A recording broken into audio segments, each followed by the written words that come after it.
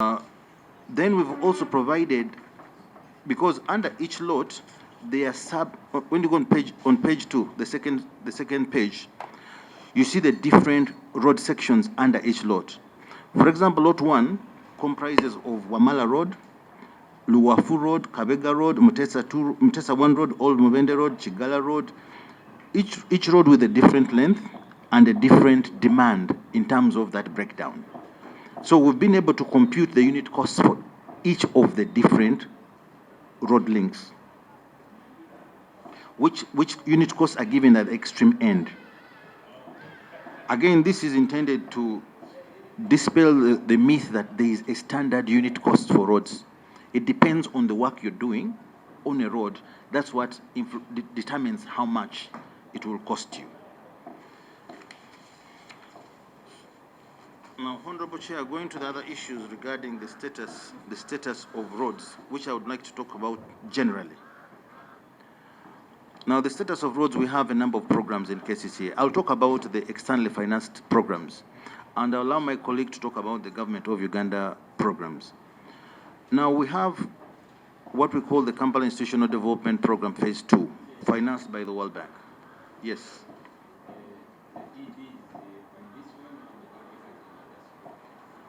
I wanted also to ask him, but now, because he said we either talk generally or specific to what he has brought him, according to our letter. So I would think that you go issue by issue. For example, take us through. You say lot 1 had A, B, C, D, X, Y, Z. Okay. It was contracted at this much. It was. I'll oblige. Just a second, engineer. I see one of your name.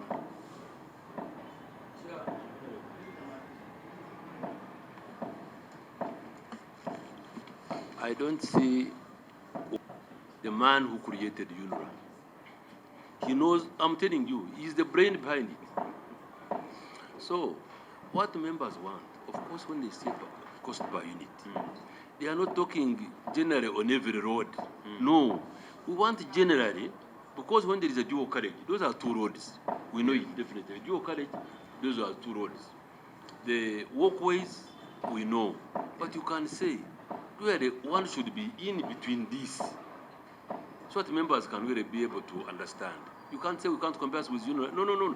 You came from UNRWA, you are here in KCC, and we expect to hear good services. David, kindly please. Yes. Me, I'm worried that when I see you here and you are trying to play around, tell these members, at least within, why should a kilometer be 9 billion, really? Thank you, Member. That's what people want. Thank you. Thank you so much. So we shall go lot by lot for purposes of not rushing as I have been guided. Now, beginning off with lot 1. Lot 1. Okay.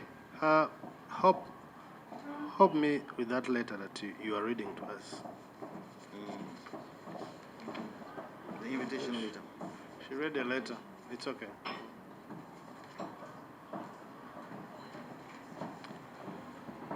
So, this is the 28th of August. Okay.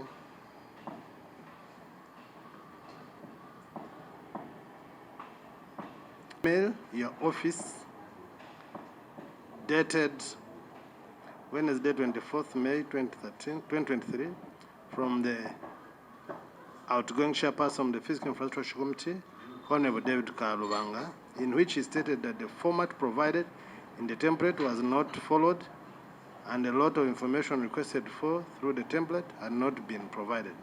He further stated that information was required to help the committee make analysis of the allegations of inflated BOQs and unit cost rates in a petition by Lord Mayor, who also appeared before the committee. The purpose of this communication, therefore, is to request you to provide the information required as per the given format by Thursday, 31st August 2023, in order to enable members to prepare adequately. Now, I will slowly, what is this information that they had requested, that Honorable Kalubanga had requested? That's the spreadsheet that we've now shared. That is all? Yes. So, this matter is from the issue of the African Development Bank. bank money. Yeah. So the road mayor came and presented his side of the story. Now, my request maybe is take us slowly. How much was this money? How much was contracted? How many lots? And how much is each lot? For us to move in an orderly way. Thank you, Chair. I'll propose that we go lot by lot for purposes of interrogating this matter properly. Can I proceed, Chair?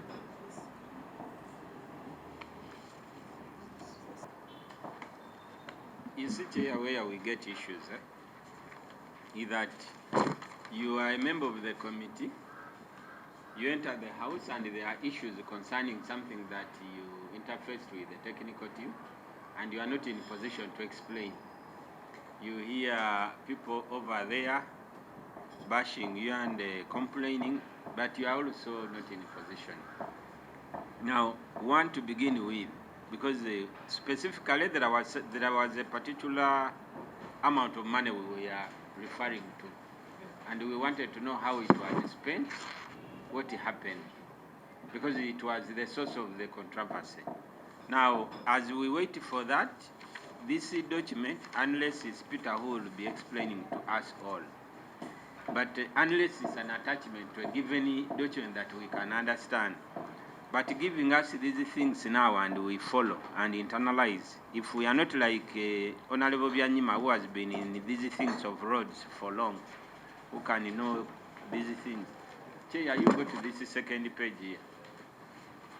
This one. And I request engineer, but currently Honorable Byanyima also to go to this page. I will ask him to read for me something on this page. Without he has the glasses, because unless we also borrow glasses like Byanyima. Can anybody read this, Chair? On page 2.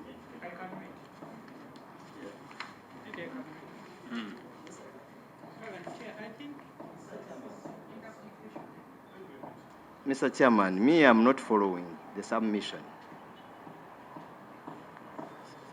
Supplementary, Chair. Let them get us the copies you have so that we can be able to follow. You see, I'm very constrained, Honorable Minister. I really want to be as civil as possible, but all these documents are not owned. No, we wrote to you. We thought you'd make a formal write back, writing response. The documents you're giving, no one signed them, no one owns them. To have them on record alone becomes a problem because they are too much to my concern, as you can see. No one owns this document. And so you don't know, everyone prints logos at NASA. So it is, I don't know how members we can proceed in this situation. The reason we're here today is to discuss the spreadsheet authored by Honorable Karubanga David, which was sent to our team to provide feedback so that the committee can interrogate the issue, the petition by the Lord Mayor further. This additional information we're giving is for purposes of clarification. We didn't come prepared to submit it. We came to hear from you. This is the information Honorable Karubanga, the former chair, wanted, and what issues are coming out of this information provided. Now, this additional information is just for purposes of throwing more light. Should you have further questions, you're ready to come back and clarify. So it's whether we are authoring this, we can own up this information. You see, engineer, it doesn't matter who wanted the information, whether Karubanga, Chimosho, wherever, but there should be some formality of presenting documents. Institution or any other institution should be authentic and therefore be able to be relied on by any person. But the way you're presenting them, it is so casual. And that's why I wanted us to agree on how to proceed on this. Yeah.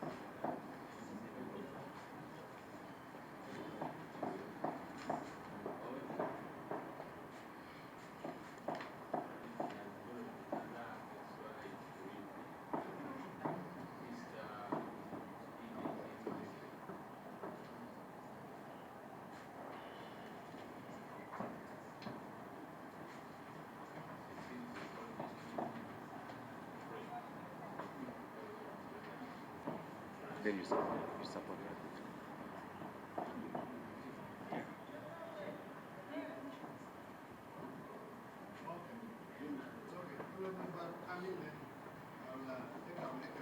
Same road in Nakawa, a same road in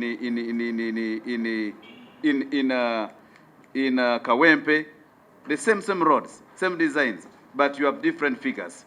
We are dealing with a petition that concerns the taxpayers' money. Therefore, my view, Mr. Chairman, the executive director, together with the minister, they appear so casual, as if they were coming for any discussion in the market. They are not organized at all. My view, Chairman, using your power, these people are sent back, you give them the timeline. If they want, you can rewrite to them, asking them exactly what to want.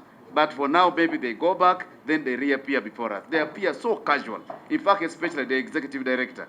You cannot deal with Kampala and you appear so casual like this, as if you are going to Nakoma market. Honorable, it's okay. Now, Yeah. I fundamentally agree with you. But I have also been informed that these people had appeared here twice and they had presented documents which my team says they will serve to all members. After all, we are continuing to meet them. What was missing was this breakdown. Now, I want to guide as follows, that our technical committee prepares those copies for all members, but also attach these breakdowns. Because they told me they submitted a narrative when they first appeared. So that in our subsequent engagements, we get the whole picture, especially for some of us who are new. Apparently, I thought they had carried a copy of that first breakdown of issues, but they did not carry it. But for purposes of continuity, and because we have a very tight schedule, especially this month and next month, I plead with you and request that we proceed, interrogate these matters. Because we are not meeting them for the last time, then we shall continue to interrogate and we shall reach the purpose for what we want them for. Mr. If they're telling us that they gave the documents and we don't have up to now, then you're guiding that we proceed with discussion. So how are we going to proceed? I think those in-house matters, Even then. and with transition, that's why we have wanted the NRM to keep around. But let's continue. Let's continue. Kayondo. Let's continue. Us, we came to meet. Not that that just came to hear, to listen, but me, I was very honest and I'm still honest. Chairman, for the executive director to continue. To continue from where and on what? Because the documents that Mr. Chairman meet, but we don't have them. So me and you, Mr. Chairman, we are new members of the committee. And even those who are here before, they are actually also concerned. When you said they sent the narrative, and this was just a backup, and the narrative is referring to being new, but me, I've been on this committee for years, but I may not be knowing anything. So being old on the committee doesn't imply that I have the information. Pressing against time, but I don't know whether we shall understand. That is my concern, because understanding what they're explaining is what is more important, not finishing the work. Much as the issues to do with the narratives are concerned, I am of the opinion, Honorable Chair, that to keep us in sync with the spreadsheet, and given the fact that most members of the committee are new, I would be of the view that the technical team from the KCCA could once again come and speak to those narratives. They could come and speak to those narratives so that everything is plain and clear. That's what I submit. Thank you. Honorable colleagues, I want to take note of all of our concerns, and I sincerely agree with those who want the documents now, but I want to propose that let's proceed. And why? We are going to meet the KCCA group more than once, more than twice. And whatever is not clear, honorable colleagues, I can promise, if there's anything that is not clear to any one of us, I will make sure that is made clear, either through writing or explanation. But for now, let's proceed. I request you. And I request practically, how much was the loan? What was it supposed to do? How was it spread through the works that were available? And then you break through the lots. Lot 1 included ABCD, and it was at this value, like that, so that we go issue by issue and members comprehend what you're saying. No. Let him first present. Otherwise, we're inviting them and we're discussing by ourselves for the last 1 hour. No. You will come in later. Let him present. Thank you, Chair. I'm sorry for the mix-up that has happened today. Now, some of the information you may not have, I would request that you make some notes, but we are going to clarify in the subsequent appearances. Now, for this loan, the total loan value was $288 million. The civil works component was $288 million. The total loan value. Now, the component of civil works, which covers these lots that we are going to talk about, the total value is $246.2 million. Now, for this civil works, this includes the construction works and the supervision services. What we are discussing today is the construction works alone. The construction works, so we're not talking about the supervision. Now, taking you to lot 1, since we are going in slowly and in order. For lot 1, the engineer's estimate for lot 1 was 179.157 billion. Yeah, the lot 1, the first row. The engineer's estimate, it's not indicated there. Yeah? Was it? Oh yeah, sorry. Okay, we shall correct. It's 179.157 billion. 0.157 billion.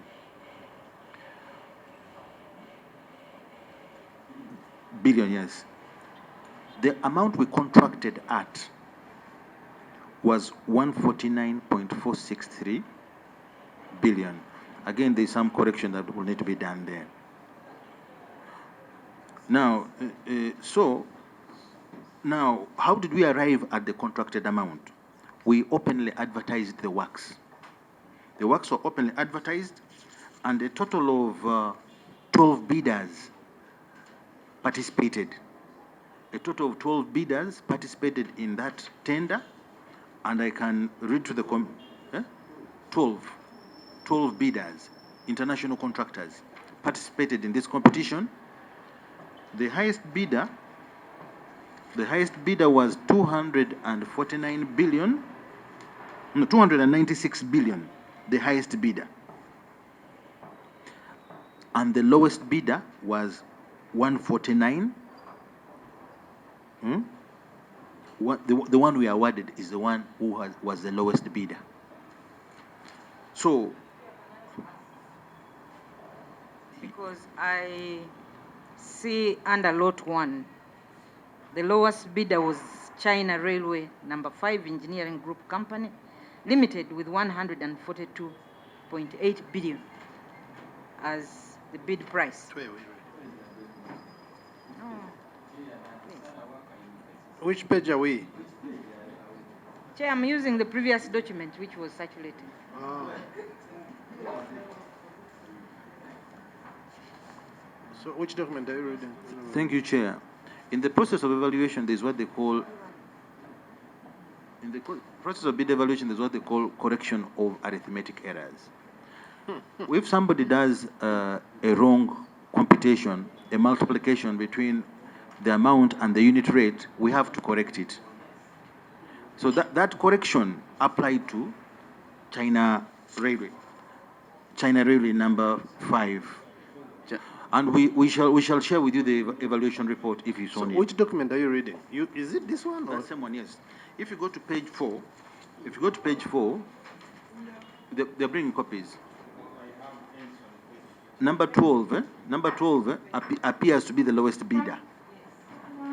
From the read out price, the read out price was 142.84 billion. However, when we did the arithmetic corrections, his Mr. price Chairman. went above.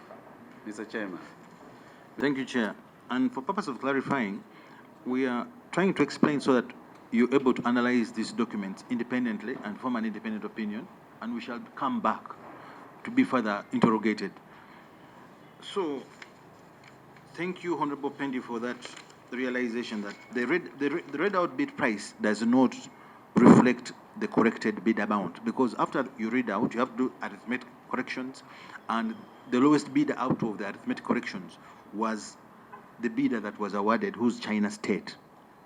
And we shall share with you the bid evaluation report for purposes of you being able to trace the sources of these arithmetic errors. The total is 14.9 kilometers. 14.9 kilometers. The execution period is 30 months. Now, when you come to the breakdown, as I mentioned earlier, for urban roads, beginning 5th of December 2022. Okay. So now the breakdown into the different components, which is you have the pavement works, traffic signaling works, street lighting, drainage, walkways, relocation of services. You can see the pavement was about 29.8 billion. Traffic signals were going to take 26.3 billion. Street lighting was 8.1 billion. Drainage 41 billion. Walkways are going to consume 4.6 billion, and relocation of service is going to take 10.75 billion. So that is the breakdown of the cost of the awarded contractor. That is in respect for lot 1. If you allow me, Chair, to proceed to lot 2. Under lot 2, which is the second row, the engineer's estimate for that. I think we should handle, can we handle lot by lot? Okay. I think not to lose, because being a taken carrier, when we go full length, we may lose sight of some of the issues. So, now, members, do you have any issues to inquire into on lot 1? Honorable, Bidding twice as much or more than twice as much. The other, I mean, somebody, the highest, the person who bidded the highest figure, it's more than Two times. Or around 2 times. 2 times almost, more than that. So I'm wondering how where some of this work is done, because these are the people who normally at times form the cartel. This man can buy out everybody and insist you bid high so that I take the work. And that's what I'm sure has been happening all over when people are complaining about the cost per unit. Where are you going? So, Mr. Chair, really, that's what my concern. To see somebody bidding twice as much. Thank you. Honorable Sarah. Thank you very much, Chair. Chair, we lose a lot of money because of poor planning in this country. Water digs, puts its pipes. I don't know where KCCA is at that point when they are doing that. The electricity wires also, Umeme also comes, puts its poles. Is there not proper planning from the ministry from KCCA, don't you have clear plans and say, so that you work together with water, you work together with electricity, with umeme, to have a particular point where the water, the electricity pipes, telecom lines are going to pass, so that we avoid this wastage of resources. Now imagine, Chair, relocating water is going to cost 10.7 billion. This money would have gone to work on some other Maram Road somewhere. And when you look at the cost of relocating, even on Lot 2, power relocation now here is 14 billion. So KCCA, don't you have plans so that people who are working on power, electricity, telecom lines do not lay their lines on certain places where you know this is for the road? Are there no such plans? So that we avert this wastage. Actually, specifically on that, I think we are going to write to, because normally, I think it is if you are relocating national water, it is them to provide a contractor. They are contractor. Huh? No. It's KCCA pays, of course, but the contractor is given by national water. True or false? False. False. Okay, it's partly true. I'll explain. I'll explain. Before you explain, just to let the members note that we have in Makindye water relocation 135 million shillings. So when I total all this, the government is going to spend close over 50 billion shillings on just relocating these utility lines. And this money could have gone to work on another road. That's why I want engineer. So clarify that for us. The list of pre-qualified contractors who are more than, are they 40? There are about 49 of them. What we do, we ask them to give us the list of those 49 contractors, pre-qualified, who are accredited. We pick any 10 of them. They give us quotations. They compete in a mini competition. The lowest of them, the one who gives us the lowest bid, is the one we award.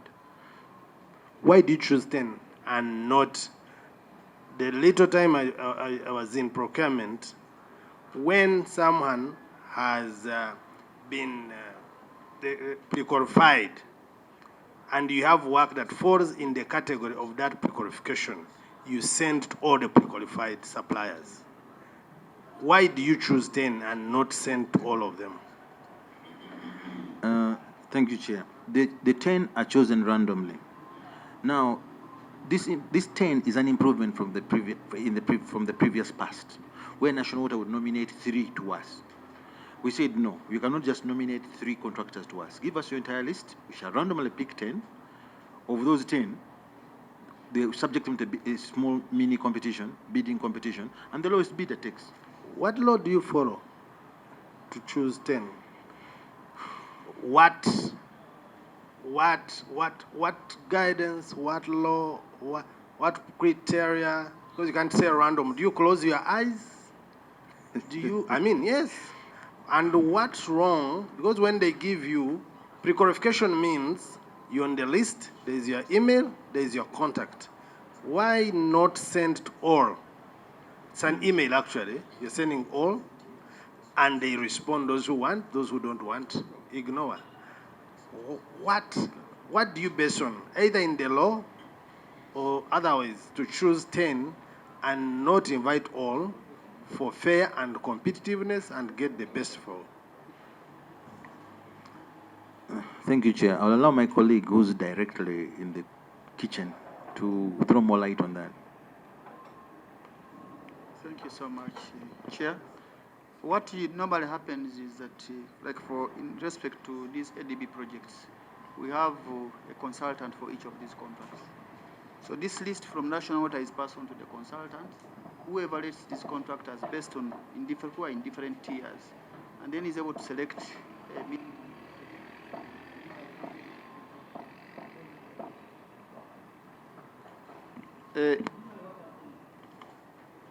is that the list of the 49 contractors from National Water is passed on to the consultant, where we have a supervising consultant, who evaluates these firms and then puts them in tiers.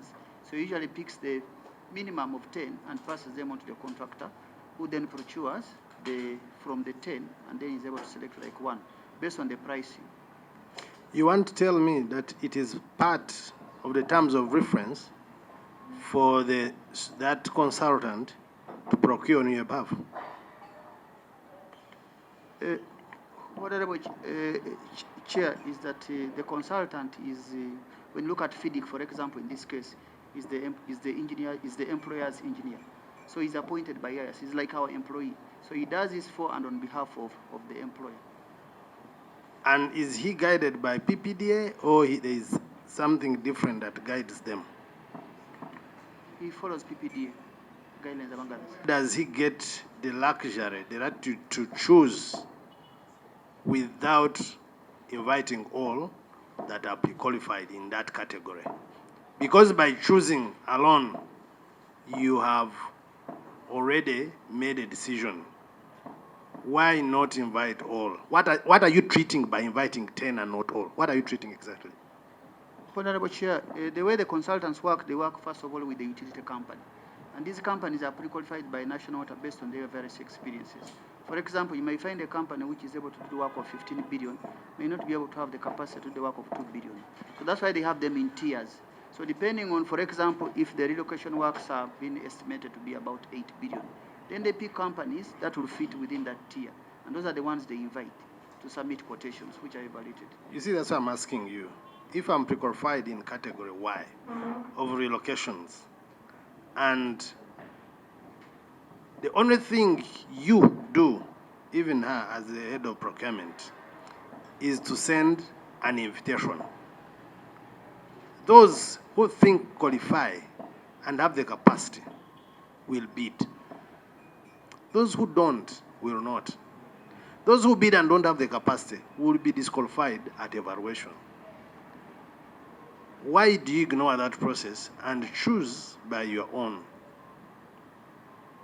Honorable Chair, to help my colleague, what we are doing now is an improvement from what was there in the past. In the past, what you said applied, where National Water would nominate. And we said, no, please give us your list. We shall ask the consultant to pick any 10, randomly picked based on their capacity, and then they pass on the contractor to give quotations. Mind you, before this relocation of works services are done, no works can start. So there's speed also involved in trying to do this. So this is an improvement, and if you deem it fit that we invite all the 49, that's also something that we can do. We can still do it. But we thought this would be a more transparent and competitive process, and also make sure that you get a contractor who has capacity. Honorable Anyima raised an issue that why should you have the same bidding process, a contractor bidding twice as much as another? These are things we are contending with. We don't have control over the market. We don't have control. When you put things out in the market reacts the way it wants. Honorable Idi, then Honorable Bukenya. I want us to, honorable colleagues, say for the what? 49, the chosen 10, and their submissions at that. Yes. So, Honorable Idli. Water relocation and data relocation, lumping it up with 10.7 billion. 10 billion. What wasn't there a breakdown still? If one would ask how much went into power relocation, because power and water, I don't think whether they are the same. I can see only a lump sum of a figure of 10.7. And I think there must be a breakdown, certainly.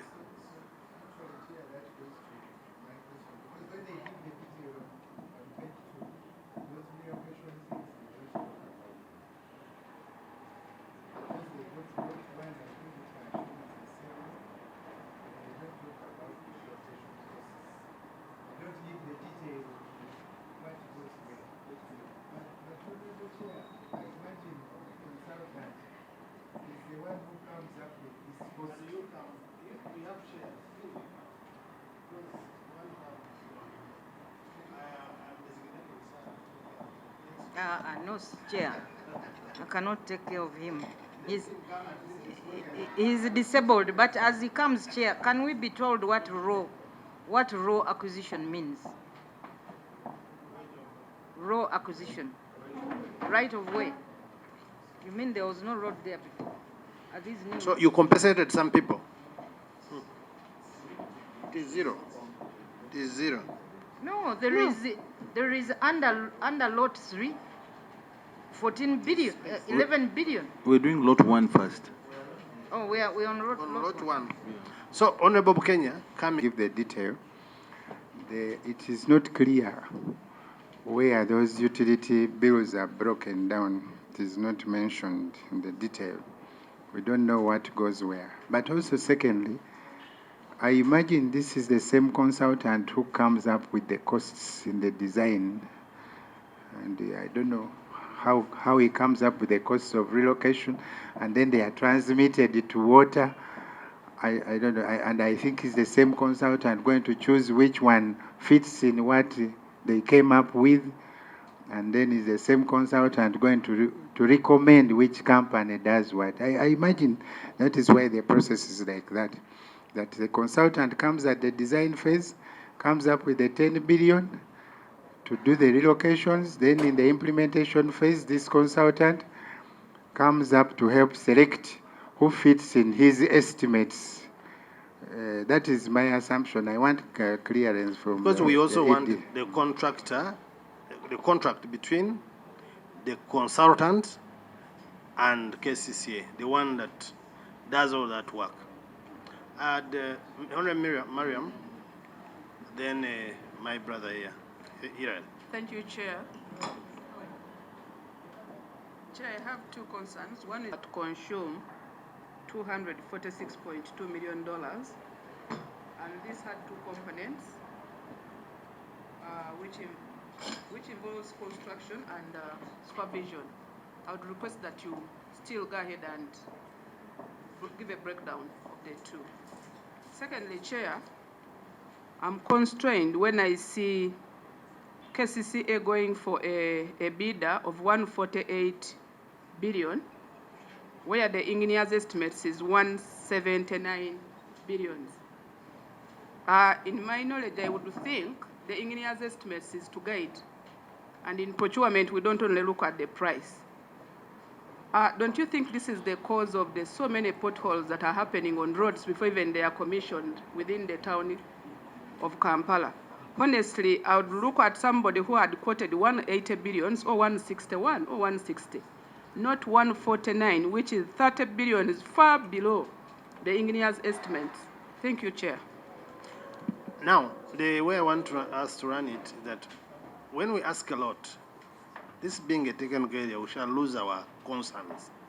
I'll ask Hilary to come in, then the ED, Deputy ED responds. Always, the road reserves are always provided for water, electricity, and other and the line for internet. But I think I can see it's like revamping the whole thing. It's not rehabilitation work, just like revamping the whole thing, as if the drainages were not existing before. So it's like we are starting afresh to do the work, because now there is no way you are going to get the findings after the work that here the power line was maybe the power line was relocated. You cannot actually, know, because I see in some areas there are always road reserve. It's always provided for, and this is an authority. It's an independent body like UNRWA. It's an autonomous body. So why is it that you are starting like it's fresh? It has now. It's like things. Those things were not existing before. It's like you are now doing it. By the way, it's bringing a very intriguing question. Was there a road where you're putting, for example, this lot 1, was there a road? Has it ever been tarmacked in history or never?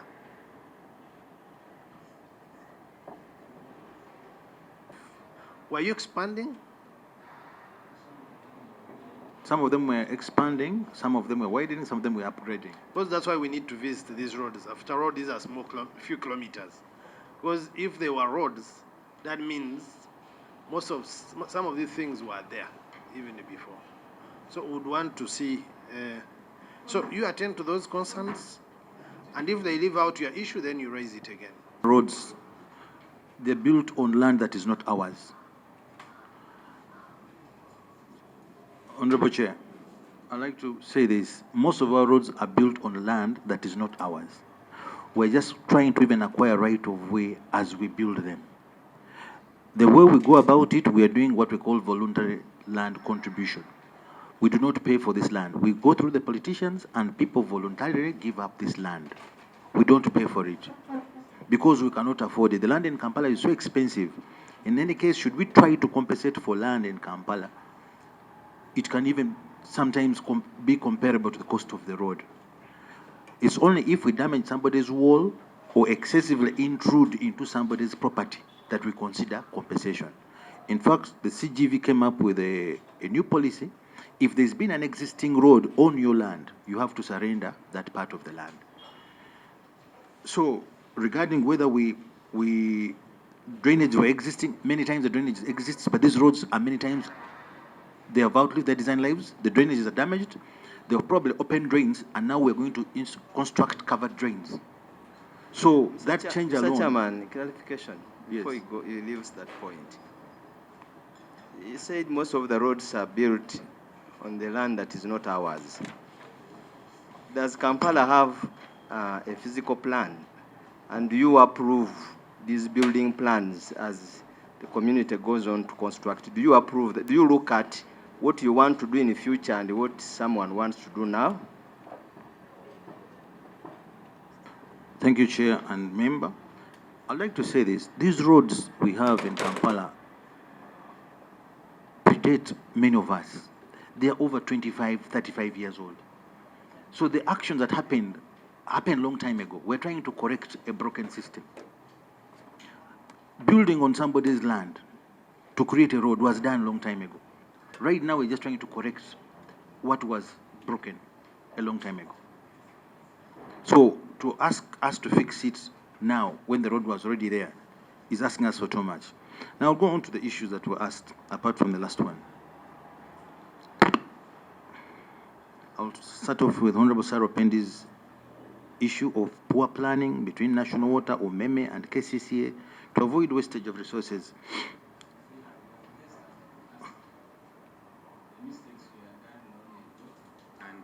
They are trying to correct. So I just wanted to know from the ED whether those who constructed those roads constructed on land which was not ours, so they are compensating now. Yes, they did.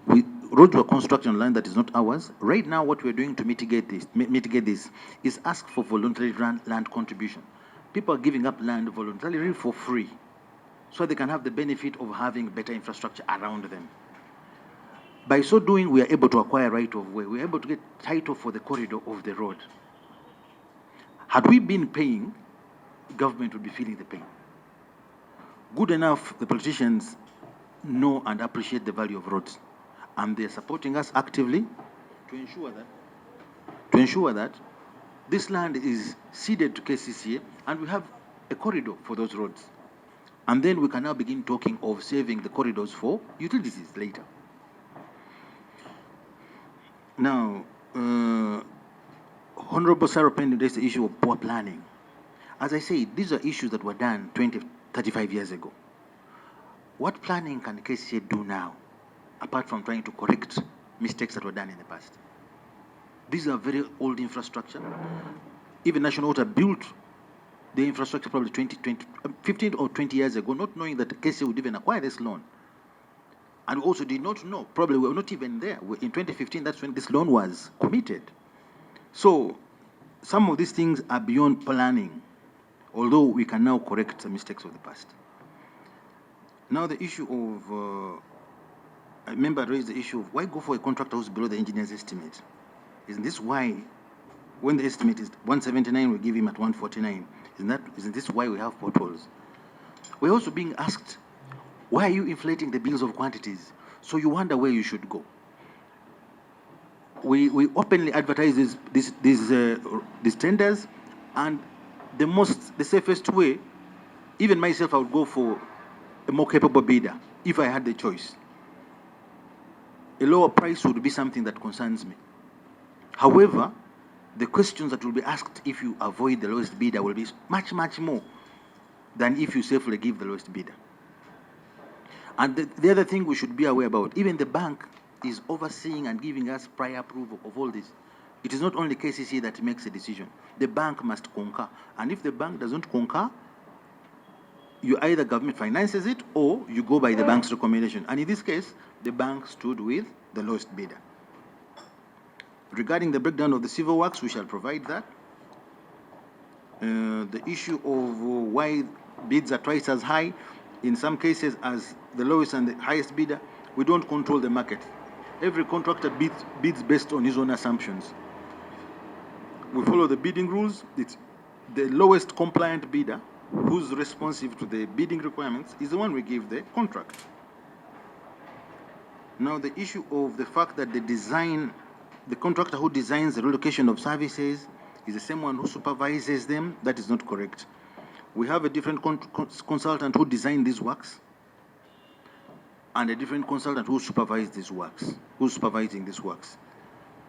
The issue is, of course, National Water is only constant in all this. They have to give us the list of the pre-qualified providers who we have to now advance, because you cannot use a provider who National Water is not accredited. Honorable Chair, you raised the issue of the contractors being selected by National Water. Yes, partly true, but we take it out of their hands to ensure that there is competition and we can get value for money by maximizing competition. Is this contract between, so who signed this contract? Is it between KCCA and is it between the KCCA and the relocator, or with who? It's the contractor and the relocation subcontractor, because it's a provisional sum under his contract, and we give him what we give him. We give him an overhead for disbursing that provisional sum. The contractor. So he signs a contract with the subcontractor for relocation. So why does National Water have to submit to you and not to the contractor? Is it in the law? How do you, now you have awarded a contract, true? After awarding a contract, there is someone who is supposed to relocate. This person is going to deal with the contractor and not KCCA. How then do you determine for the contractor on who should do the relocation? Why can the contractor who is signing up with this relocator to be the one to do the selection? I think the rationale behind all this is that National Water is the owner, or UMEME are the owner of the infrastructure. So they know best which contractors can handle their works better. So give us people who you think are professional enough to handle your infrastructure better, so that they can be able to sign off with the main contractor and do their work. And National Water will also supervise that work. UMEME will also supervise their relocation, while their subcontractors are doing it under the You see why I'm asking this? It's you that forward this contractor, the subcontractor actually, true? You get the water person who is supposed to relocate, your consultant selects them. Consultant advances them to the contractor. The contractor now conducts a mini competition. What does your consultant do? Okay, let me ask the man with the detail. Thank you so much. What happens is that once the list has been prior approved by both the National Water and the consultant, it is passed on to the contractor, who conducts a mini procurement, and then writes a report and sends to the consultant. So the consultant reviews that report and then approves the process. Then this process, because this money is the provisional sum, is the employer's money.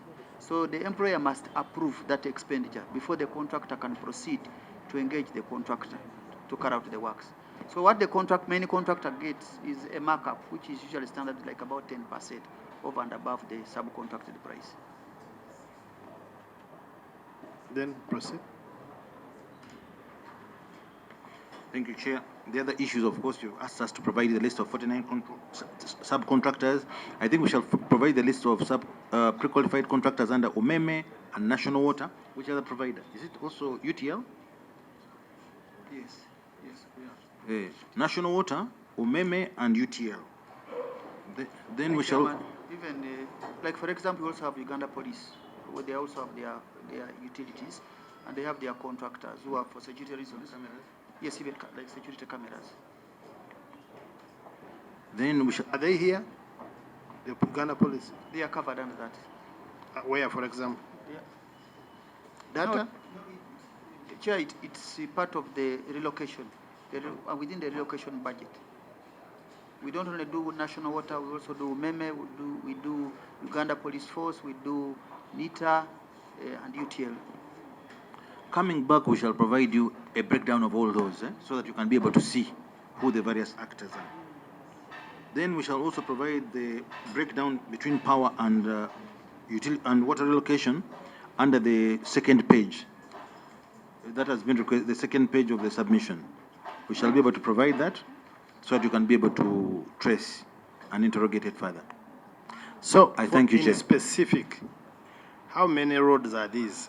Are they only 2 in lot 1, or how many are they? If you go to page 2, page 2 gives you the, okay, the lots are 5 in total, but the roads under each lot are provided under, in page 2, the second column. You're able to see the roads under each lot, the road sections.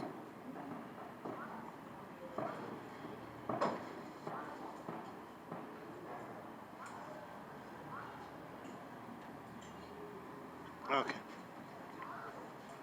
Honorable colleagues, we are content with lot 1, we proceed to lot 2. Kayondo, Honorable Kayondo, your issue. On the microphone, on record. When you go to page 2, you have the contract amount, but the heading is having the unit cost per kilometer of the standard 2-lane asphalt concrete road in Kampala City under Kampala Road. Then here you have the drainage cost, the pavement cost, street lighting, signal codes, road furniture. Those are the activities that are going to be done in lot 1. But when you look at the rate, the units, you can't tell me that you are having a kilometer and then you are having drainage, pavement, street lighting, still in kilometers.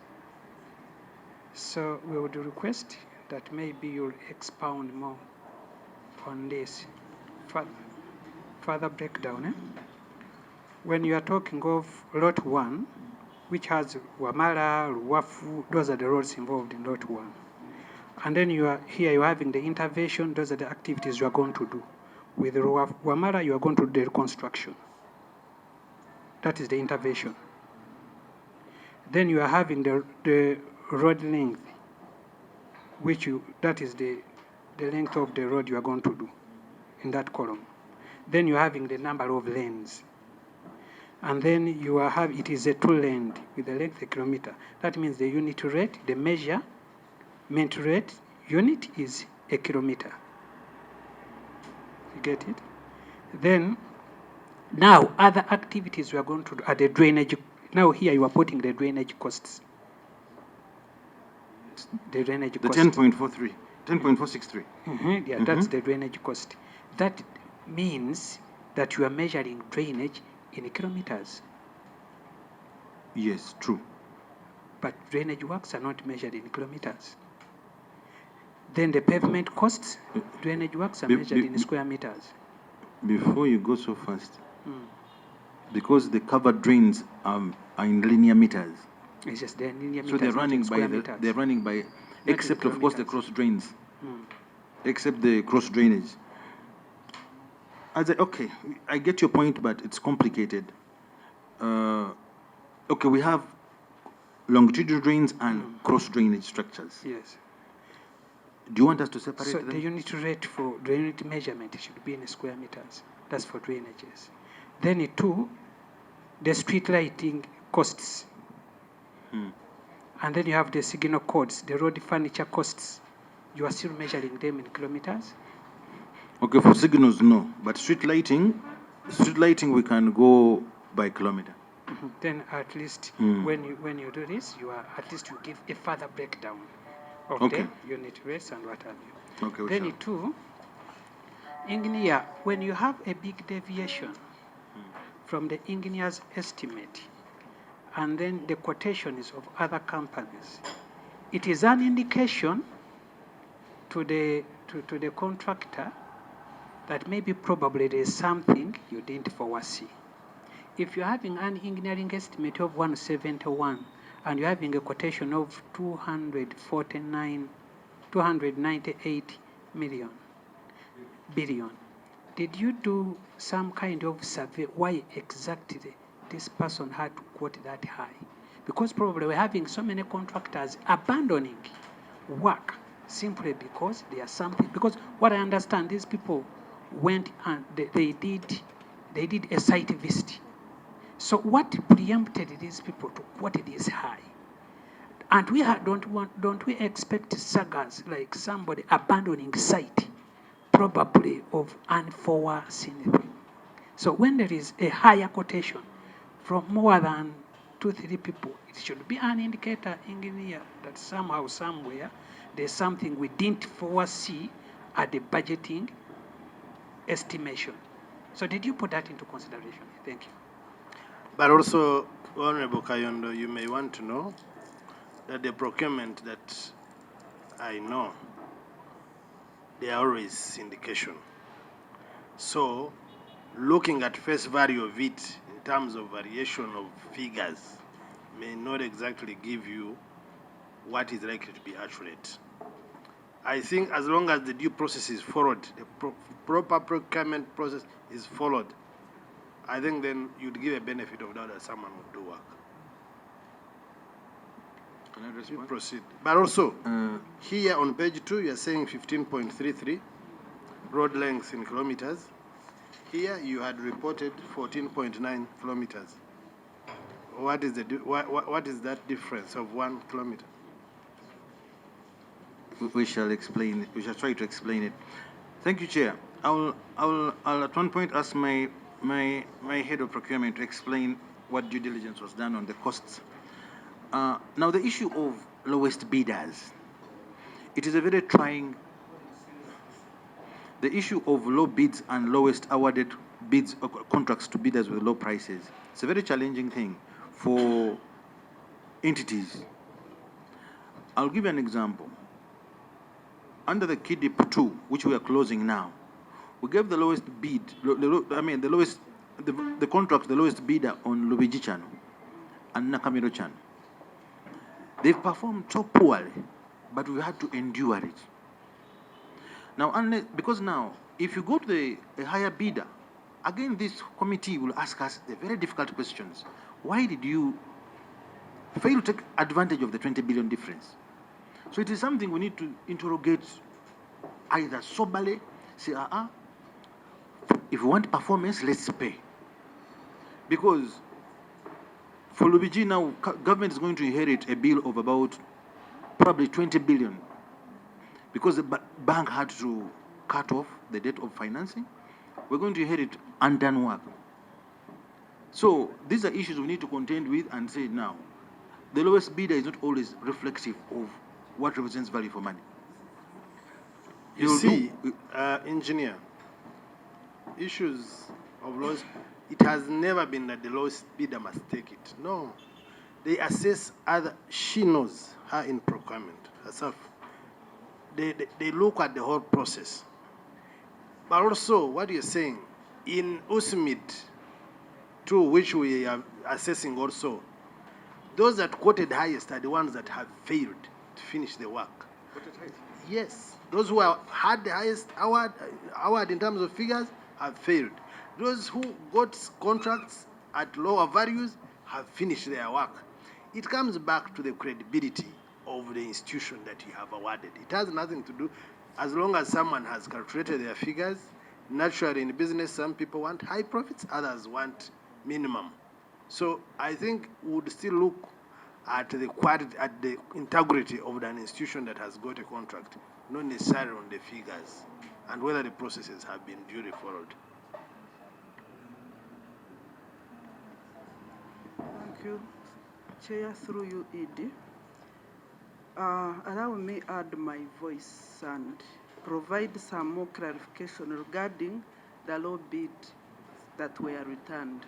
This was an international bidding process, as we had stated earlier, and it was subjected to prior review procedures by the funder, which is ADB.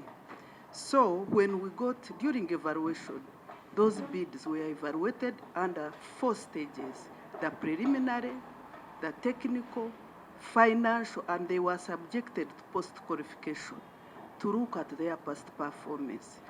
And in fact, lot 1, it was a subject of discussion with the bank. We first recommended the second best, lowest. The bank returned it.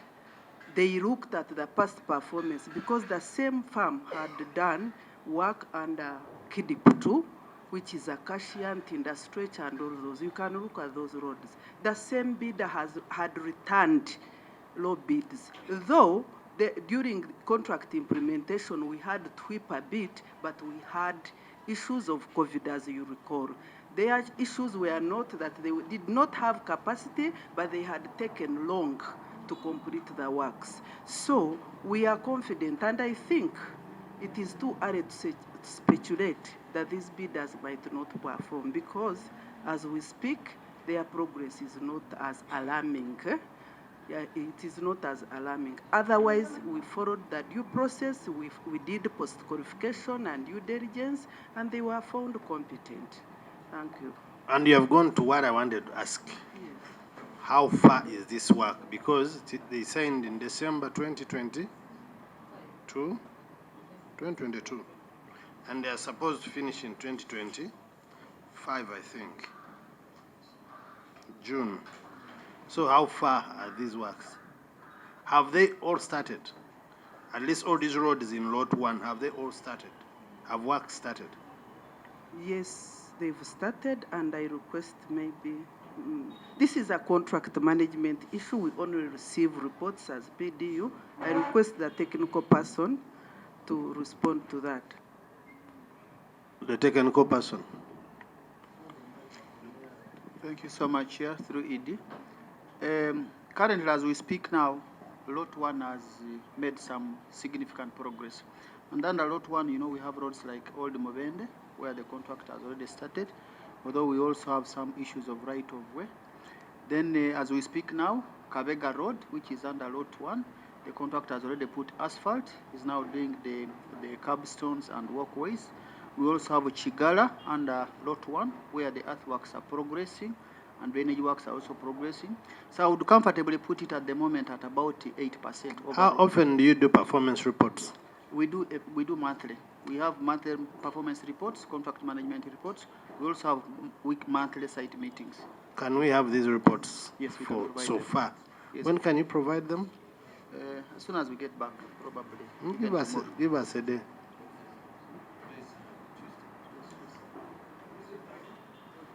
No problem. I don't want to decide for you. I want you to choose a date, and we hold it on your date. Friday. Okay. Can we proceed? Okay. Thank you so much, Chair. My name is Roland Njomjenyi. I'm sorry I came a bit late, but there are two things that I would like to get the team from KCCA to expound more. Because, see, the biggest challenge that there has been is for bidders to bid low, and then they start having variations. So are these contracts locked?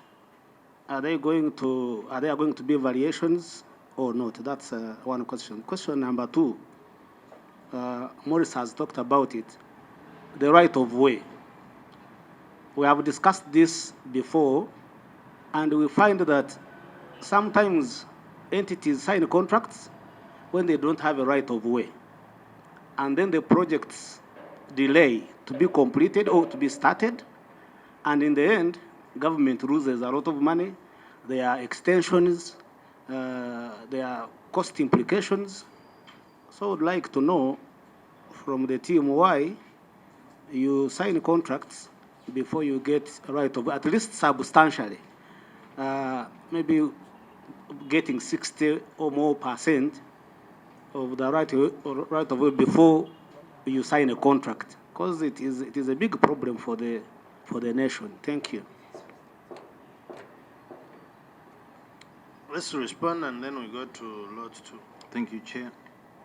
The issues of whether the contracts are locked, there are going to be no variations. I cannot give you any guarantee on that because many times we meet unexpected conditions or unexpected needs.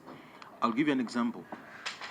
At Bugolobi, where we have the interface between Spring Road and Old Port Bell Road, the jam there during school days is unbelievable. It was designed to stay at grade. When you do the analysis, if you have a grade separated junction there, you can improve the traffic situation in there. So we're engaging the bank to see whether we can have a grade separated junction there. The traffic going to Luzira remains undisrupted by the local traffic around, which will be moving on the surface. So those technical adjustments to improve the situation, because when the design was done, the situation was not as acute as it is right now. So the good thing is that we have prior reviews from the bank before we undertake any need for a variation. So I cannot rule out the need for a variation, but the need must be properly justified, and we shall make sure that is done. The issue of right of way being done before we sign contracts, as you're aware, cases perennially underfunded. Perennially underfunded. We don't have the comfort of clearing right of way before.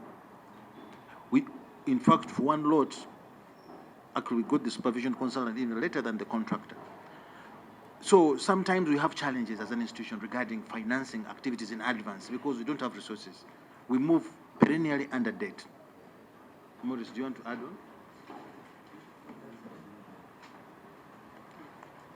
Usually, Mr. Chair, what happens with these roads is, especially in cases where we're doing upgrading, we try to limit ourselves to the existing right of way. And where we are engineering the road and we need to probably get some extra, maybe 1 or 2 feet, we speak to the owners adjacent, and we explain the benefits. Like the ED was saying before, there are incidences, for example, we have to bring down a boundary wall of someone.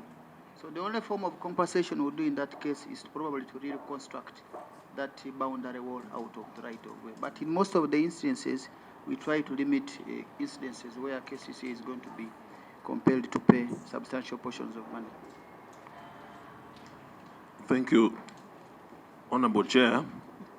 I draw the attention of the technical staff of KCCA to the status of completion under Lot 1 for the incomplete ones. At least here you have highlighted the progress, the physical progress, and then also the progress in terms of time. But no mention was actually made on the financial progress. Can you try to make highlights on that? And then under Lot 1, you clearly stated that you had challenges of the right of way. But interestingly, there was no budgetary provision for that. And yet, under Lot 3, there was budgetary provision of right of way of about 11 billion.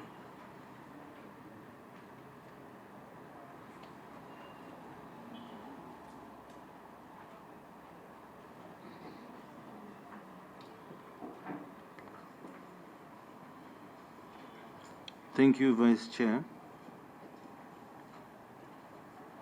I'll ask my but I think the money for right of way we provided for under KCRP was for acquisition of land for lorry and bus depots. We don't have any money for paying for compensation of land directly. We're relying entirely on voluntary land contributions by people adjacent to the roads. So, but I'll ask my colleague to be able to handle that, and we shall be able to provide the issue of financial progress. Have you seen?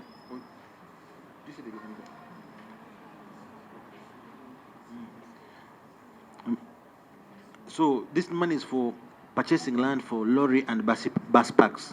lorry and lorry parks at the bus depot, not for paying for land. Yes.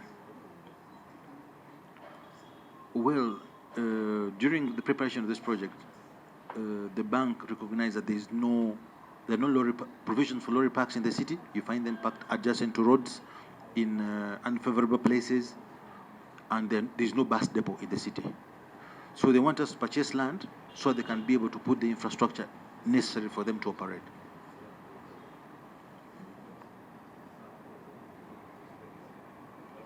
So what is the life expectancy of these roads? We're looking at 20 years. Looking at 20 years. Yeah. And I was asking about here you are rated 14 kilometers, and then here it is 15. 14.9, then 15.33. What brings about this?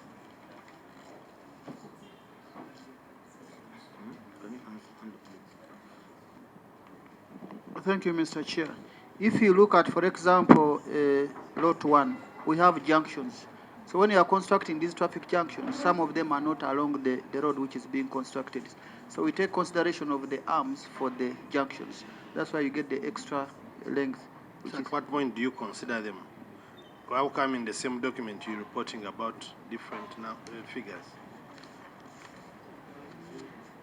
Mr. Chair, we shall. Are they not tendered out? Are they not part of the contract? We shall reconcile these figures and when we revert to you. So by Lot 1 alone, on average, a kilometer is at 10 billion. If you go by a kilometer is average 14 kilometers, 149 billion spread through 14 kilometers. So roughly a kilometer of road is 10 point something billion. Yeah. You can answer. Through ED, Mr. Chair, if you look at the last two columns of I think page 2, you'll see that our average cost, inclusive of general items, that's where we find things like a contractor's establishment on site, issues like relocation of utilities, issues like provision of engineers' facilities like the vehicles. The cost is 7.98 billion per kilometer. Then if you are excluding those general items, which don't constitute part of the physical works, we are having 6.3 billion as average cost, if you want to look at it from the global perspective. Why do I say so? Is that if you take that approach where you say 149 and you want to divide, there are so many drivers, for example, within. For instance, like one of the honorables was saying, drainage, it's talking about 10.4. Drainage is measured in square meters. But what we did, we say, let us look at the drainage cost of But the you are road. reporting it in kilometers. Ideally, why we reported it in kilometers, Mr. Chairman, is that we looked at the cost of making a road, which involves construction of the road itself, that's the pavement and the foundation, together with the drainage works, the walkways, the street lighting, and the junction. So we got that aggregated cost, and then we are able to split it up depending on the length of the road. And that is still, we're saying, all that done in 1 kilometer, you'd still come to an average of 10 billion. Because you want to run away from what is on paper. Because you're saying 149 billion for 14.9 kilometers. And now you want to take away drainage from the road. I think, Chair, you're very right. When we are talking about a cost, it doesn't matter whether it is a junction, whether it is, we are talking about a cost of the road, a unit cost of the road. And even this one includes taxes, but it's also a cost. Although, of course, the VAT can be refunded, but still a cost to the road.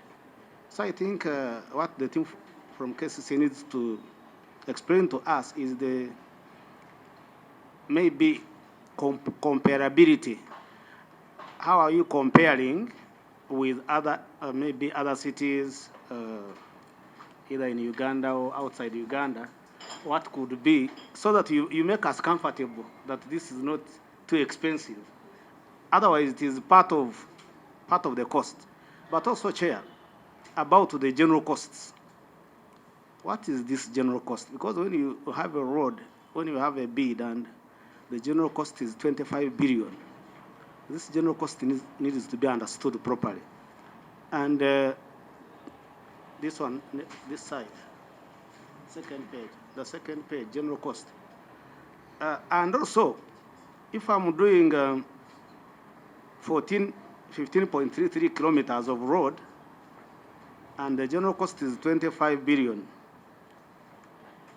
and out of this, and we are talking about 149 billion, but here down on road 2, where the amount is 138 billion, the general cost is 30 billion. What is the basis? Maybe we need to understand. Is there any basis? Is there a percentage of general cost? Is it just anyone can say, for me, I'm bidding 120 billion, but 90 is general cost? What is the rationale for this general cost? And why is it that a higher amount of 149 has a smaller general cost compared to this 138, which has 30 billion? Thank you, Chair. Maybe you address those and whether you have made any payments to this effect for the works already. For example, lot 1, have you paid any money to the contractor so far? If yes, how much? Then we go to lot 2. Thank you, Chair. We have paid to the contractor some money. I cannot specifically tell you how much right now. Do you have a name? But who verifies? But we shall. You said he's the technical man. Who verifies the invoices? He's the man on the ground. Yeah? And he doesn't know? Okay, we've paid the advance payment. All I know, we've paid the advance payment. How many certificates have we paid so far? I think for lot 1, we have like 2 certificates. Amounting to how much, roughly? Unfortunately, Honorable Chair, I don't have that of head. So you'll provide that on Friday as well? Yes, we'll provide that. Okay. And now the issues that he raised.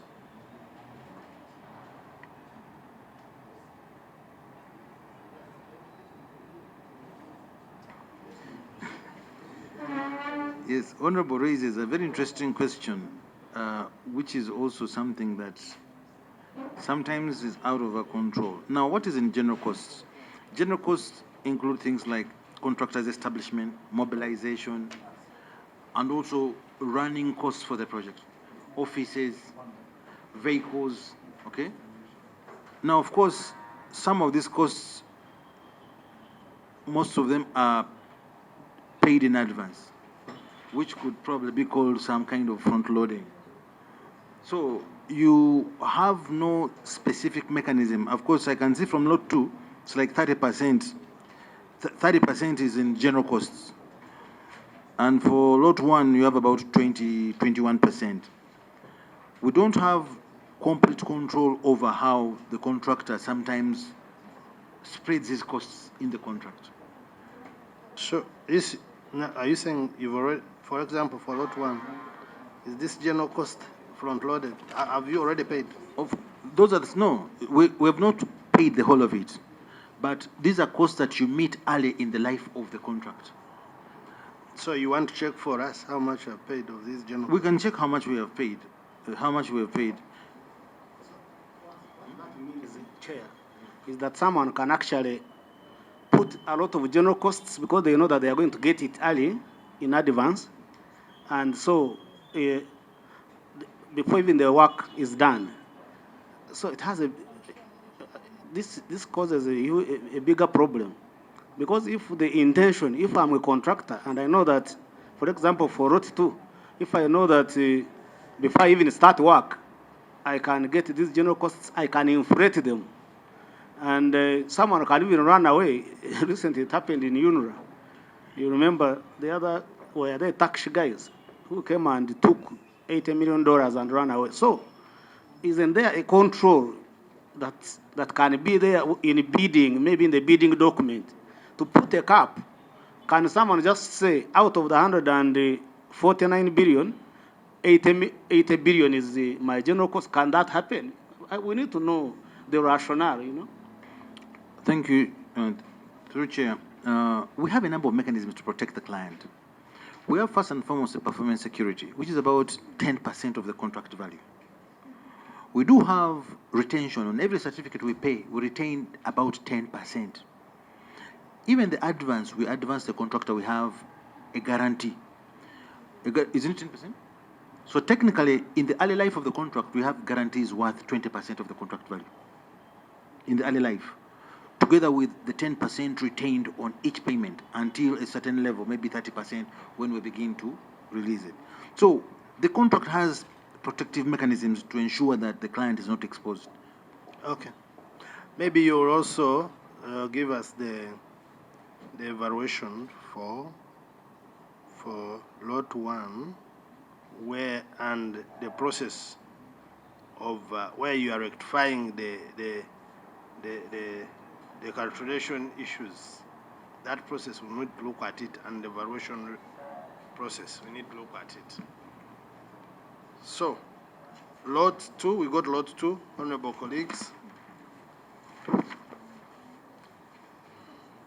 Thank you, Chair. For lot 2 comprises the reconstruction and dualing. Why I'm emphasizing now dualing is because we're looking at a completely different animal at this point, of 10.1 kilometers of Portobello Road and Spring Roads, including the signalization of 5 junctions. So that entire road of 10.1 kilometers, 10.01 is going to be dualized. That's you're going to have 4 lanes, together with the five junctions in Nakawa division. Now, this contract, for this project, the engineer's estimate was 149.3 billion. And the contract was awarded at a cost of 138.53 billion. Estimates? 149.3 billion. Yes, and the contract award was awarded at 138.5. Now, when 138.5. Where? No, the right number I think is 0.5. I apologize, 138.553. That was awarded contract value. Now, but sorry for taking you back. Sorry. On page 1 of lot 1, you report 149.8. Lot page 2, lot 1 or lot? Lot 1. Sorry. Lot 1. On lot 1, you report 1 because of this variation. It has reminded me. You report 149.83. Here you report on page 2. You report 149.463. And that this same issue applies to the length. Different, you're reporting different numbers, figures. What are we taking? Because your contract amount is 149.46. Now, the other side, it is 149.83. What is it? And the same applies to length, 14.9. 149.83. And what are you reading? I'm wondering if you could also take me in small steps. Total cost first page. Lot 1, you read, what are you reading? Total, first page. Go to first page. Total cost. Lot 1, total cost. How much is it? 149.83. Go to total cost, page 2 for the same lot. Contract amount. 149.463. A difference of 368 million.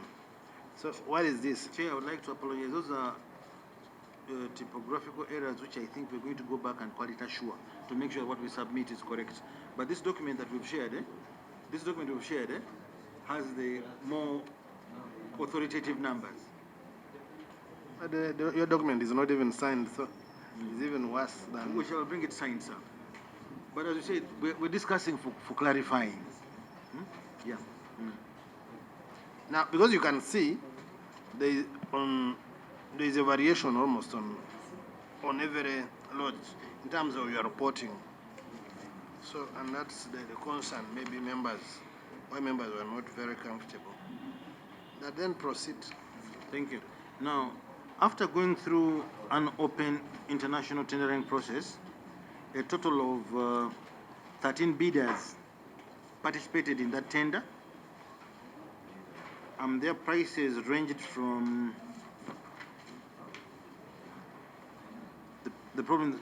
Some of them are in euros and Uganda shillings, but I believe and trust we gave the lowest bidder.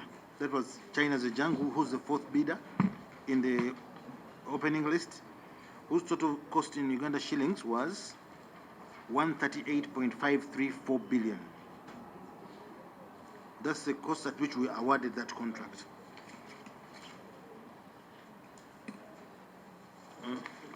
For lot 2. Now, when it comes to the breakdown, 138.534 billion. 138.534 billion is a cost at which we awarded. Now, when you got the breakdown into the pavement, traffic signals, street lighting, drainage, walkways, and power and relocation of services, the prices of 27.7 billion. But again, now given that the costs are in question, we shall have to revisit this. I'm not so sure whether the breakdown corresponds to the number, which is, there's a discrepancy of about 300 million, I mean. But we shall provide accurate numbers. Right now, we're just trying to clarify. The project execution period is 36 months. And of course, the contracts were started on the 5th of December. And we expect the completion date to be 5th of December 2025. So, with that submission, Chair. And work has started? Work has started, yes. And you have these reports? Yes, the contract management reports are available. And if you so demand, Friday? we shall provide for all on Friday. Who's writing?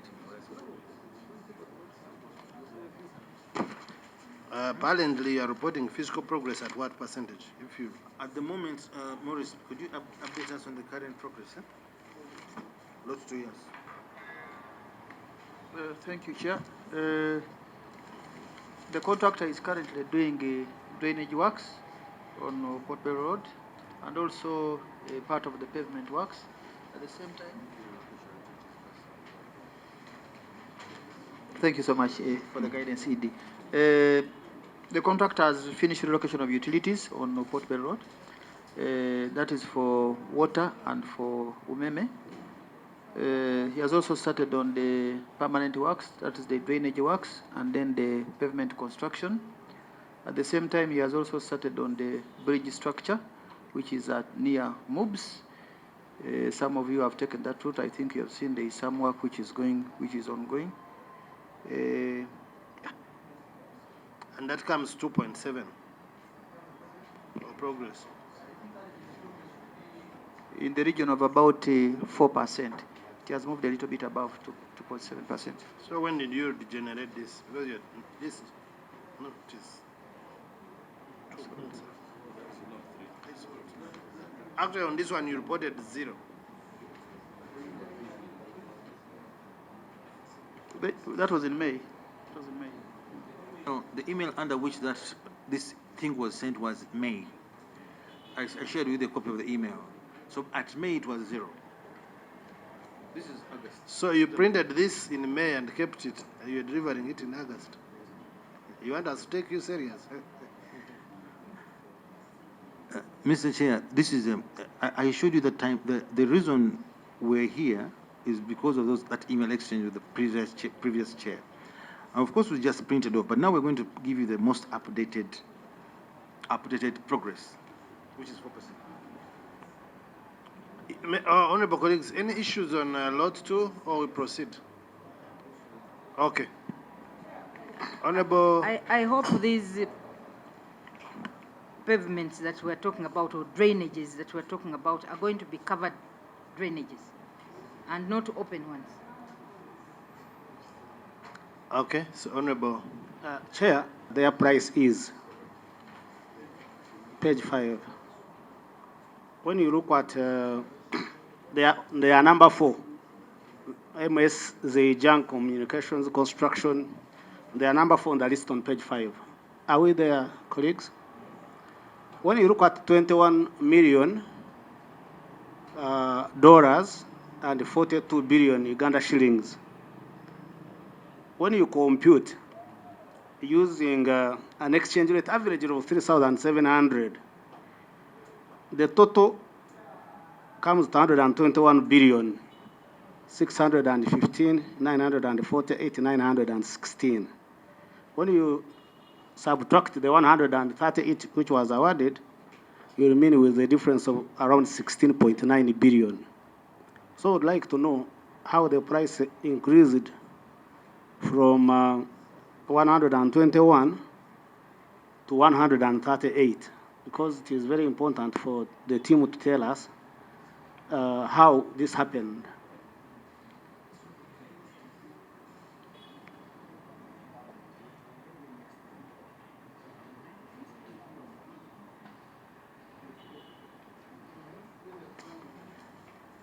Thank you, Chair. Of course, when you look at the heading above that price that the honorable member has read, it means read out bid price. That means there is an arithmetic error also. Yes. I believe, if at all the numbers. And again, we shall submit the evaluation report, sir. We shall submit the evaluation report. You see, what we're going to do, Yes. what we're going to do, you're going to bring all these documents, from all the bids, by the way. And those are, yes. We want to look at, because how lucky are these guys that, and you know, I know how arithmetic errors happen. So, okay, explain, ED.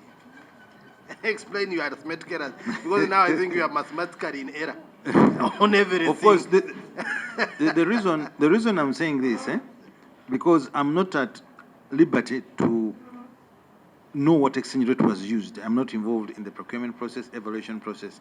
However, during the evaluation, you use the exchange rate 30 days prior to tender. That's the exchange rate you use, I believe, isn't it? Issued by Bank of Uganda. So there are many variables that I cannot now bring to bear to say that this directly converts into... No worries, it will be in the report. Yes. Yeah, no worries. So, we head for another arithmetic error, lot 3. This is 16 billion difference. In the first one, what was the difference? In the first, it was 3 billion. It was an arithmetic error of 3. Now this is 16. It's becoming 19. Chair. Honorable Kayondo. My colleague wants to say something. Who? The head of procurement. Oh, okay.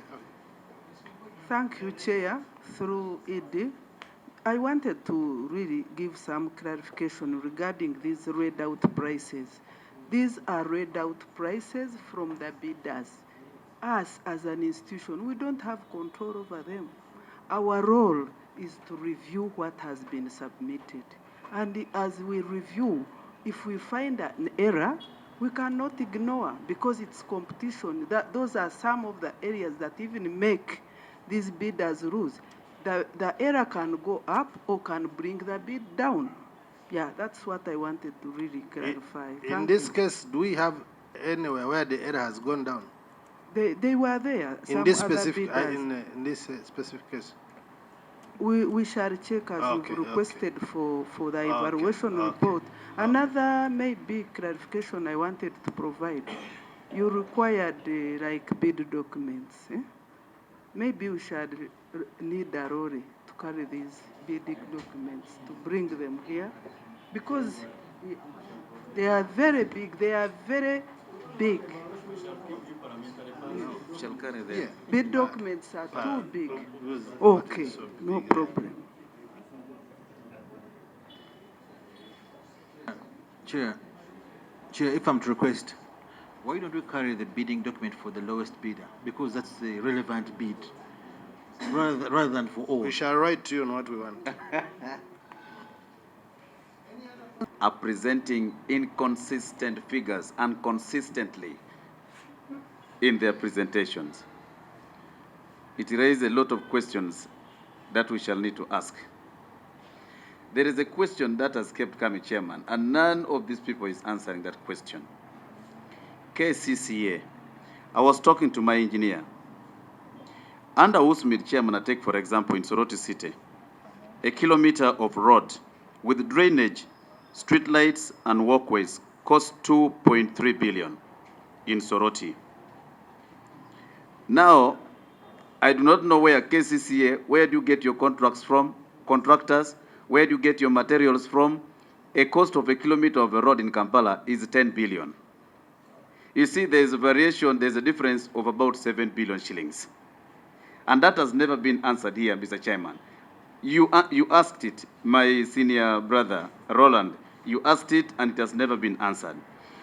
KCCA or Kampala, a cost of a kilometer is 4 times higher than other cities.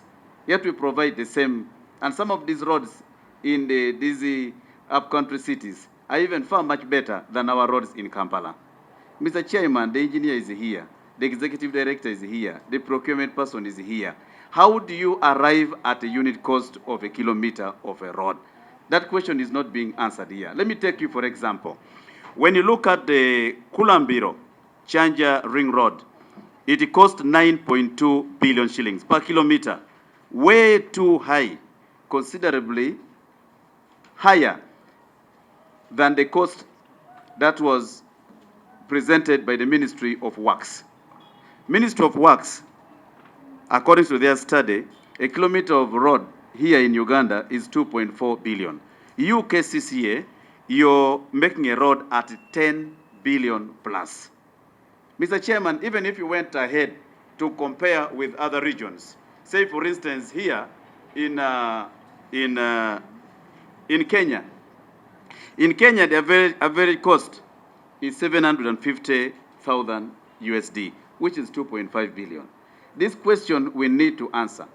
This is where the petition was hinged on to. That how come that in other cities the cost of a road is 2.4, 2.3, 2.5 billion, and in Kampala it is 10 billion shillings. Mr. Chairman, I raised this one, for example, of the Chanja Ring Road because it falls under Lot 2. I have not even seen it here. I have not seen it in their presentations here. Even if it is a different project, it is supervised by KCC. Rwanda, they do it at 1.8. So where do you get your figures from? Okay, now this one, please do. Before the ED answers, I'm just asking, in just a polite way, yes, to have a clear answer, is the cost of a road in KCCA between 9 to 10 billion? Just that, so that it roots my question. I have a question, but I need You see, how are we coming to that? For example, in this particular case, they contracted 14 kilometers, 14.9 for 149 billion. Now, 14.9, it is here. Now, for them, 149.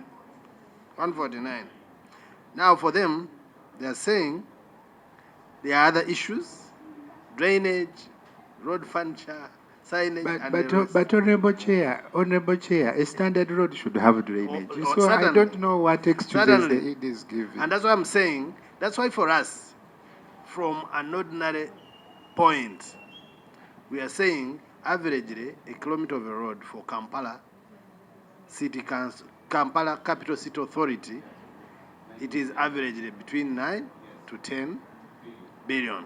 Chair, this one is 10.4, 10.6. So you can ask your other questions. So 10.6, Chair, 10.6 billion is the cost of the 14 kilometers, whereby every kilometer is a must, drainage is there, they are going to do this, because that was an average that out of the 14, because to tell you 14 kilometers, you could find another area which is more clear, another area is more open, another area the drainage is obvious. It's a stretch. Why I'm asking this, Chair, sorry, I will borrow a leaf. If colleagues remember, we went to Entebbe on the issue of OSIMID, and it caused and raised eyebrows when a cost of a kilometer in Entebbe was 6 billion. And the argument that was given, they were going to beautify the mayor's garden, they were going to plant some flowers, they were going to put some, there is a decoration they were talking of. That's why they went to 6 billion. So, Chair, maybe for cases, since the others of 6 were going to beautify the mayor's garden and so on and so forth, maybe the 10 billion could involve something beyond the road. Could we know from them whether they are going to put some other resting You see, buildings, whatever they are supposed to some put, flats? whatever they are supposed to put is here. So that's why we are spreading it through as an average cost. Kayondo, They are clarification, putting then houses deputy somewhere comes. for workers.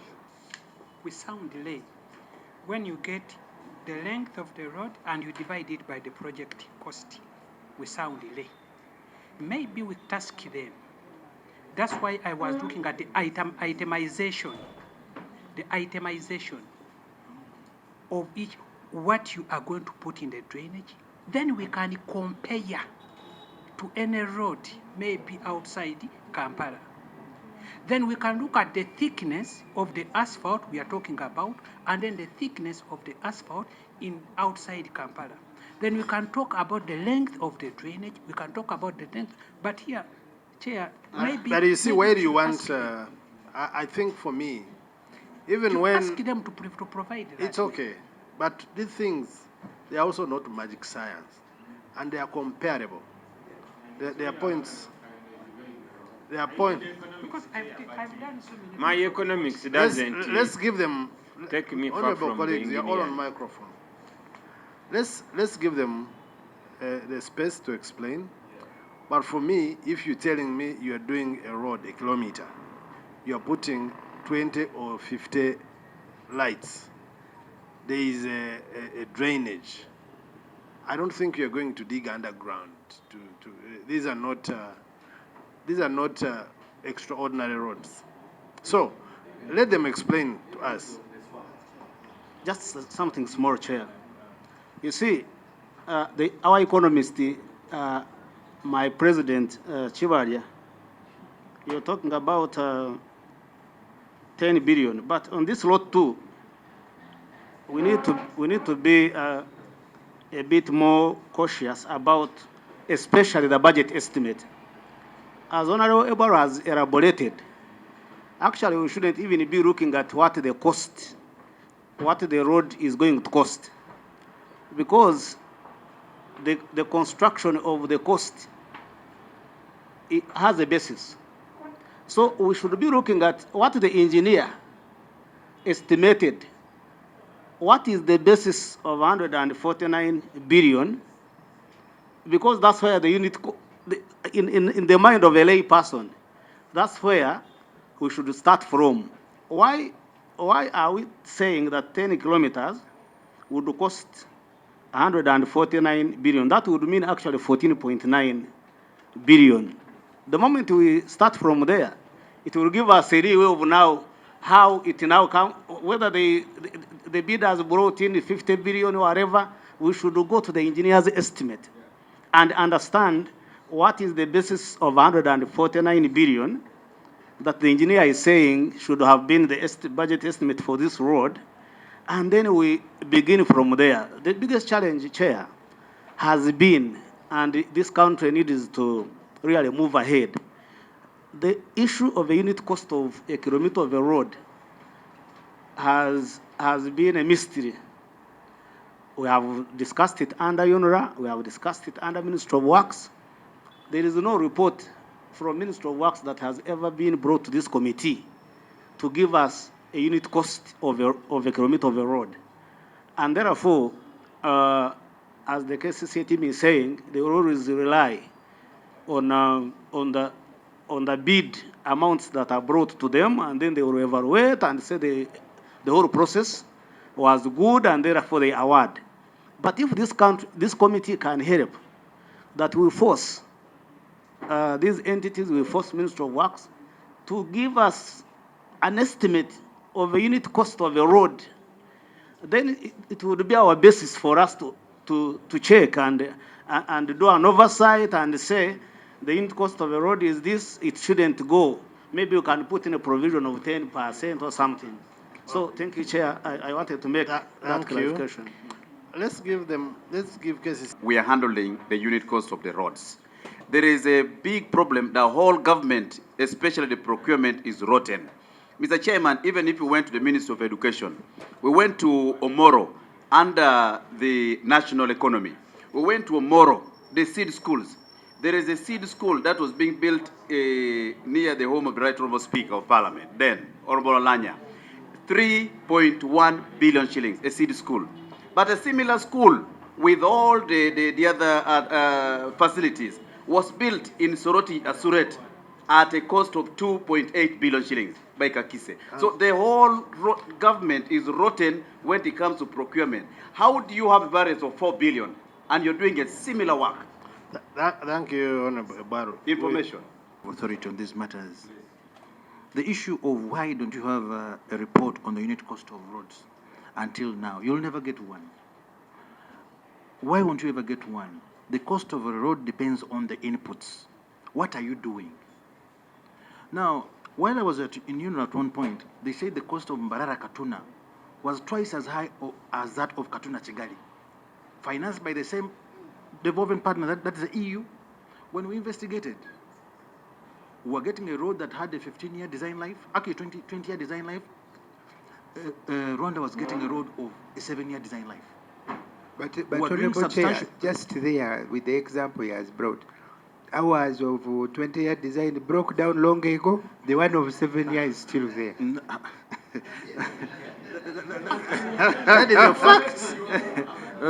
let me. Oh, you continue, but putting that in perspective. The thing is, one, we must always compare like with like.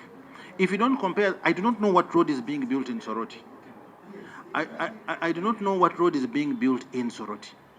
To compare, there must be a standard. Have a standard cross section, and if it departs from that, expect a change in cost. Now, but you gave a wrong example. I'll come. So let's first conclude the other one. Honorable Chair, before we leave that one, Honorable Chair, yes, that exactly explains why we are in trouble. Because the guy designed a 7-year at a half price, and we designed a 20-year at twice the price. Ours is broken down. I hope it was not clearly embarrassed. He was the one, I think. He was the one. So Honorable Chair, that is where the problem is, because the chair of the Infrastructure Committee of Rwanda would have arrested Limbas already. Now, I'll come to the specifics. Now. Look at Lot 2. Lot 2, we are talking of the cost per kilometer being 14 billion. This is a dual carriageway we are talking about. It's not a single carriageway. You cannot compare the cost of a single carriageway to that of a dual carriageway. Chair there. Dual carriage. Chair there, dual carriage. Okay. Chair, I need to task Peter. We have the 4 carriage. The other one of no, not express. This one of Sega going to Mpiji. 4. Yes, Chair, get the unit cost and compare the dual. You see which one is higher. Remember, we have signalized junctions on ours. We have street lights on ours. So take those factors into account as you proceed. Now, Chair, you want to take us in the cost of these lights? Because you people will push us far. Because, Chair, we don't want to go very far and cause issues here. No, but we came here, we are actually here taking water, tea on the taxpayers' money. So whatever we do is to help, must help Ugandans. Then there are no issues. Chairman, let me confirm this authoritatively. Under the Usmid roads, I told you, we have the drainage, we have the lights, we have the walkways. So, how different is this from the roads you make at 10 billion? You're asking me, we have all these facilities. I repeat, we have the walkway, we have the lights, What surfacing do we you have have? the drainage. What surfacing do Okay, you have? we shall visit Kulambiro Oh, at one Kulambiro. point and see the size of the road and say a few things here and there. Equation is a 60 billion because we are using it to 4 billion. It was 4.5, 4.7, and equation is a 6. That's why they added in beautifying in the added money added. Let him close up on the matters he was explaining, then we drive into Thank you, other Chair. issues. Now, after finishing the issues raised by Honorable Bish, I want to go on to the issues of the Soroti roads, the Usmid roads. This was an open tender. No contractor was forbidden from participating. If the contractor of Usmid could really give us a low price, who stopped him from coming? No one, if he can identify an officer from KC who stopped him from coming, and he can do this project at that cost you mentioned, I put the challenge down. Now, when you come into urban roads, Kampala, you have traffic management costs. Those are unseen costs. For the Kampala city roads, we're even emphasizing there must be night working, so to minimize the disruption to economic activity during the day. That means you need to have night working infrastructure. The land values in Kampala, if you're going to purchase Maram, you cannot compare the land value in Kampala with Soroti. You cannot. The price of gravel is much higher. To get a rock, you need to go much further. You know, everywhere is devolved.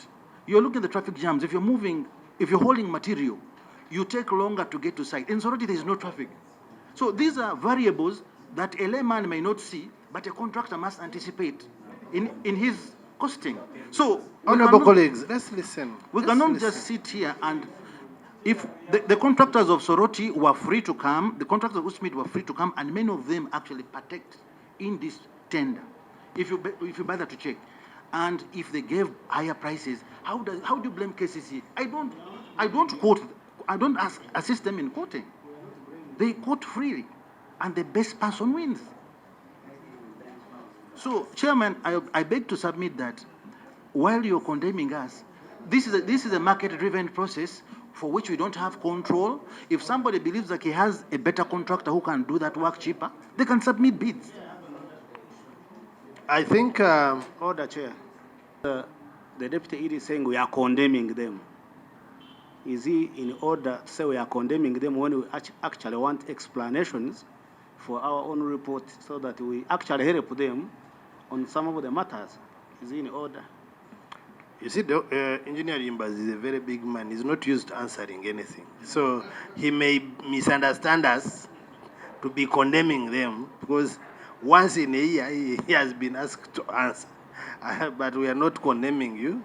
And Chair, Engineer Imba's voice. No. Chair, I'm not giving anyone a microphone. Chair, I've picked the microphone.